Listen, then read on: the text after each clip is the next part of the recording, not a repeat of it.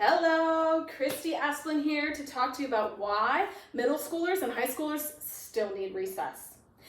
Did you know that the main function of exercise is to prime the brain for learning, not the heart and muscles for movement? Therefore, including recess or movement time for middle and high schoolers will improve academic engagement and retention while decreasing anxiety and unwanted classroom behaviors. My sources are Dr. John J. Rady in his book, Spark. This was written in 2008. It is an excellent book with many examples and lots of science to back these ideas up. So, exercise has transformative effects on the brain. It creates neurotransmitters such as dopamine, serotonin, and norepinephrine. These neurotransmitters turn on the PFC, or your executive function. I have this visual here to give us a little better idea of what that executive function is. So we have three main parts of our brain: the brain stem, some refer to it as survival state; the limbic system, in blue here, some refer to it as the emotional state; and then the prefrontal cortex, also referred to as executive function, or in this case, the executive state.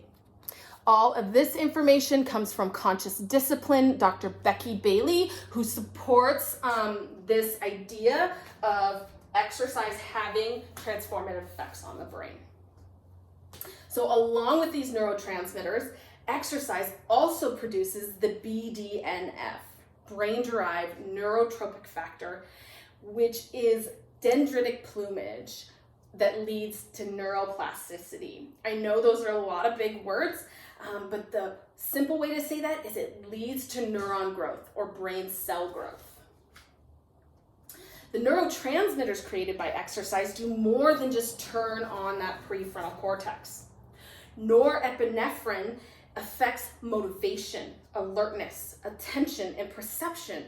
Therefore, it helps with ADD, engagement, and self-confidence.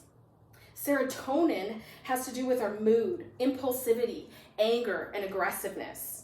Therefore, it can help with those who are feeling depression, aggression, addiction, or impulsivity. Dopamine is a temporary feel-good neurotransmitter that leads to focus and self-confidence. This can help when students have gone off task to get them re-engaged.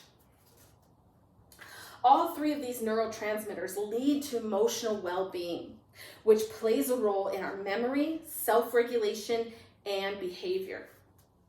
With more students ready, engaged, and motivated to learn in the classroom, anxiety and unwanted behaviors virtually disappear, while students begin the process of LTP, long-term potentiation.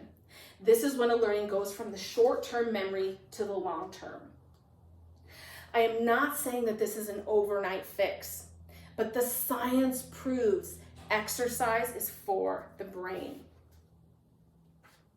Are you more motivated to work out knowing that you create greater access to your PFC or executive function?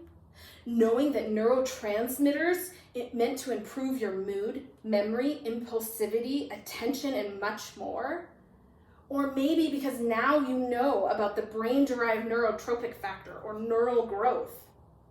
I know I'm more motivated, and I look forward to finding ways to bring this concept to middle and high school students.